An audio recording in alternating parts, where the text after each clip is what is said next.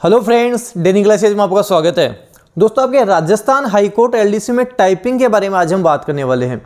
काफ़ी कमेंट आ रहे हैं कि हम टाइपिंग में क्या करें, क्या टाइपिंग हम अभी करें या एग्ज़ाम के बाद करें, 13 मार्च के बाद में टाइपिंग शुरू करें या अभी करें। तो इसके बारे में विस्तार से डिटेल में सारा सब कुछ मैं आपको बताने वाला हूँ कि आपको टाइपिंग कब करनी है, कैसे करनी है, क्या करनी है, सारा सब कुछ बता के चलूँगा। देखो, टाइपिंग के बारे में जब हम बात करें आपको अभी करनी चाहिए नहीं करनी चाहिए, उसमें हम बात करेंगे आपकी स्पीड को लेकर। मुद्दा यह है कि आपकी स्पीड कितनी है, टाइपिंग में आपकी स्पीड कितनी आ रही है, उससे आपको देखना है कि आपको करनी है नहीं करनी।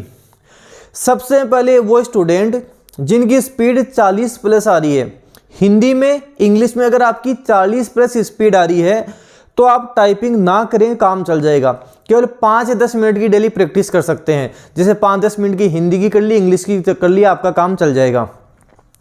उसके बाद में बात करें वो स्टूडेंट जिनकी स्पीड मान लो लगभग 25 के आसपास आ रही है, हिंदी में इंग्लिश में 25 की स्पीड आ रही है, आपको ध्यान रखना है। तो अगर आपकी 25 की स्पीड वहां बन रही है, 25 की स्पीड आपकी आ रही है, तो आप ये कर सकते हैं कि हाँ, आधा घंटा टाइपिंग को दे सकते हैं।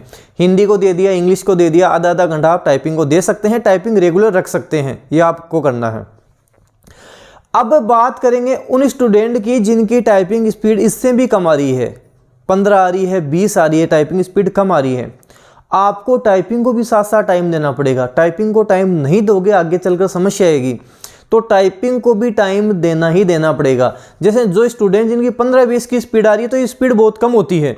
इसमें आप या तो इस तरह से करें कि जैसे आप पहले इंग्लिश है वो अच्छी करें, इंग्लिश की टाइपिंग है वो अच्छी कर लें, उस पर 35-40 की स्पीड कर लें और हिंदी को थोड़ा कम टाइम दे दें। लेकिन जिनकी स्पीड कम आ रही है, इससे कम आ रही है, उसको तो टाइपिंग करनी पड़ेगी। क्योंकि दोस्तों, मैं आपको बताऊं, एक रियल घटना बताता हूं। जब हमारा एग्जाम था, देखो मेरे 200 में से 180 नंबर थे।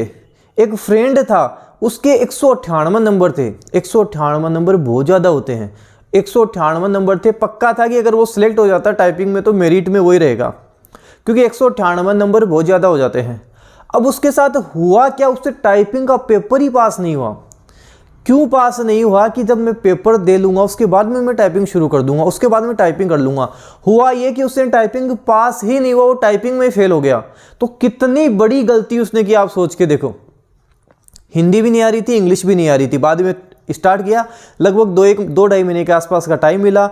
अब उसमें क्या हुआ, इंग्लिश भी करो हिंदी भी करो, उससे वो इतना ज़्यादा कंफ्यूज हो गया। और आपको मैं बता दूं कि टाइपिंग को इतनी आसान भी नहीं है कि आप 1 महीने, 1.5 महीने, 2 महीने लेकर बैठ कर आप कर लोगे। प्रॉपर टाइम देना पड़ेगा आपको। देखो, 3 महीने ढंग से अच्छे से बैठोगे, 4-4, 5-5 घंटे बैठोगे, तब जाकर आपकी टाइपिंग स्पीड बनती है, तब जाकर स्पीड आने लगती है। वो भी जब की बात है जब आप ढंग से बैठोगे। तो जिसके 198 नंबर आए हैं वो टाइपिंग में फेल हो सकता है, तो आप सोचो टाइपिंग में फेल कोई भी हो सकता है। तो अपने आप को इतना बड़ा धुरंधर, इतना बड़ा खिलाड़ी मत समझो। ये सोचो कि टाइपिंग भी साथ लेकर चलनी है, थोड़ा टाइम आपको टाइपिंग को भी देना है। अब आते हैं वो स्टूडेंट जिनको बिल्कुल भी टाइपिंग नहीं आती, टाइपिंग में एकदम जीरो है। देखो, मैं पहले बता रहा हूं, अगर आपको टाइपिंग नहीं आती है, 300 में से 270, 280, 290, पूरे 300 भी ले आओगे ना तो कोई मतलब नहीं निकलेगा।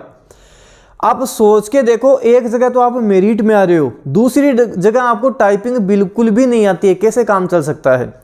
जिनको बिल्कुल भी नहीं आती वो टाइपिंग साथ साथ करनी है। कम से कम इतना तो करो कि जैसे आपकी इंग्लिश टाइपिंग है वो ढंग से सीखो, उसको टाइम दो और पहले उसको अच्छे से कवर कर लो। बिल्कुल भी टाइपिंग नहीं आती है, टाइपिंग ढंग से अच्छे से करके चलनी है। इंग्लिश करना चाहो पहले इंग्लिश अच्छे से कर लो, उसके बाद में हिंदी कर लो। अभी आप ये ट्राई कर सकते हो, अभी इतना टाइम है आपके पास। लेकिन ये गलती मत कर देना कि मैं टाइपिंग बाद में कर लूँगा, एग्जाम हो जाएगा उसके बाद में टाइपिंग कर लूँगा, 1 महीने में तो मेरी 70 की स्पीड आ जाएगी, 90 की स्पीड आ जाएगी, पेपर फाड़ के आ जाऊँगा। देखो, कोई पेपर फाड़ के नहीं आता ऐसे।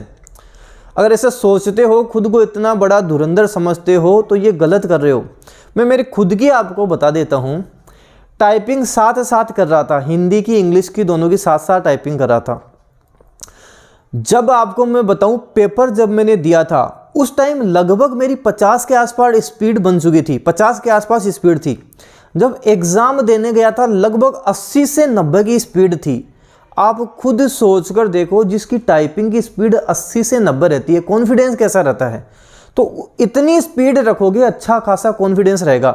देखो आपकी टाइपिंग आएगी, एफिशिएंसी आएगी। एफिशिएंसी बाद में कर सकते हो, मैं खुद बता रहा हूँ, वो आप बाद में कर सकते हो, कोई दिक्कत नहीं है। टाइपिंग बाद में नहीं कर सकते हो, टाइपिंग तो अभी से ही शुरू करनी पड़ेगी, अभी से ही समय देना पड़ेगा।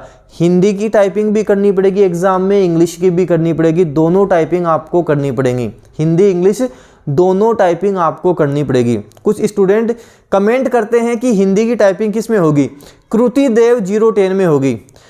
कृति देव 010 में होगी, कोई बैक स्पेस नहीं होता है। कुछ स्टूडेंट कमेंट करते हैं कि सर हमने भी पहले एग्जाम दिया था तब बैक स्पेस था, अब मेरे को ये पता नहीं वो कौन सा एग्जाम देके आए हैं। तो कोई ऐसा कुछ नहीं है कि आपके बैक स्पेस काम करेगा, बिल्कुल काम नहीं करेगा, बैक स्पेस काम नहीं करेगा।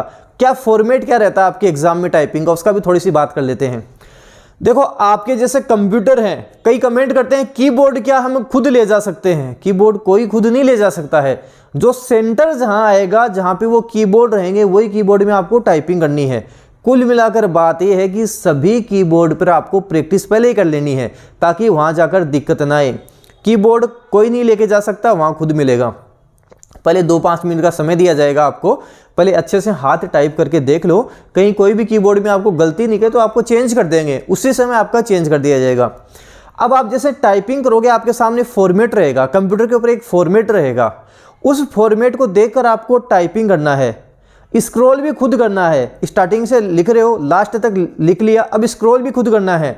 कोई वर्ड हाईलाइट भी नहीं होगा, ऐसा भी नहीं है कि आपको जैसे कुछ भी लिखा हुआ रहा है, the quick brown fox highlight हो रहा है, कुछ भी हाईलाइट नहीं होगा, उसके अकॉर्डिंग आपको टाइपिंग करनी पड़ेगी। हाईलाइट भी कुछ भी नहीं होगा, पहले बता देता हूँ।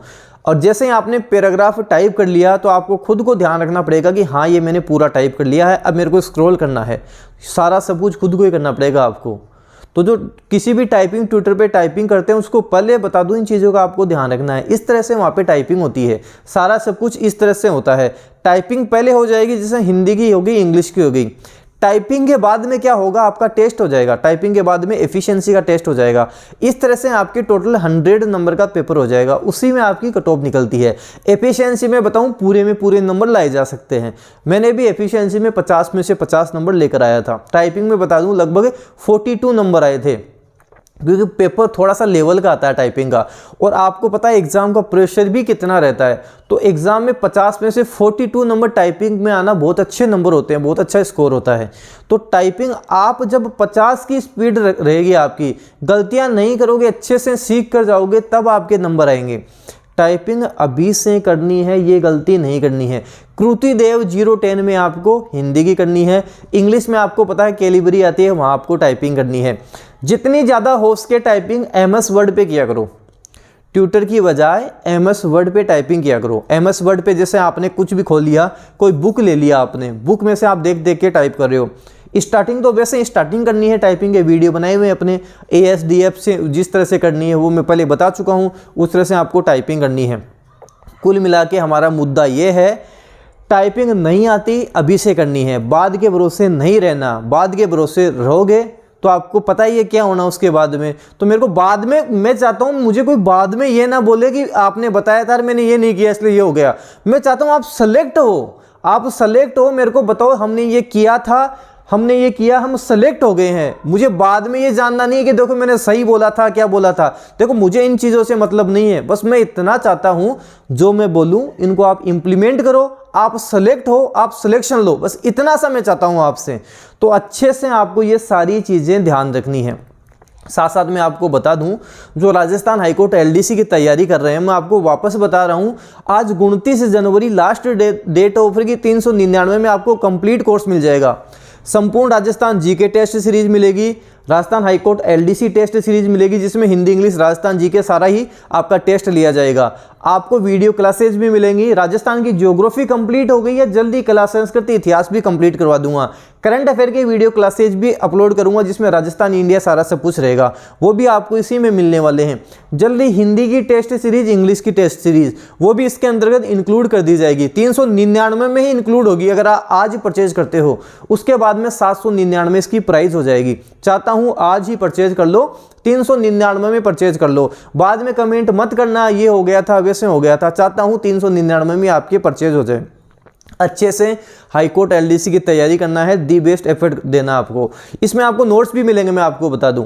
ये जो 399 है इसमें आपको राजस्थान के कंप्लीट नोट्स भी प्रोवाइड किए जाएंगे, तो वहां से आप नोट्स भी देख सकते हैं। तो इस तरह से आपको ढंग से हाई कोर्ट एलडीसी की तैयारी करनी है, टाइपिंग भी साथ लेकर चलना है। कोई गलती नहीं करनी है, कोई मिस्टेक नहीं करनी है। जो जो वीडियो डाल रहा हूं, जैसे मॉडल पेपर फर्स्ट डाल दिया अच्छे से देखो, सेकंड डाल दिया अच्छे से देखो, सारा सब कुछ कवर करके चलो। हिंदी भी करा रहा हूं, इंग्लिश भी करा रखा हूं, वो भी करके चलो साथ साथ। सारा सब कुछ करवा के चलूंगा। अपना दी बेस्ट देना है, 100% देना है, अच्छे एफर्ट लगाने हैं, 10 से 15 घंटे स्टडी करनी है, सारा सब कुछ मैनेज करके चलना है। तो इस वीडियो को आप जितना उसके शेयर कर दो, वीडियो लाइक करो।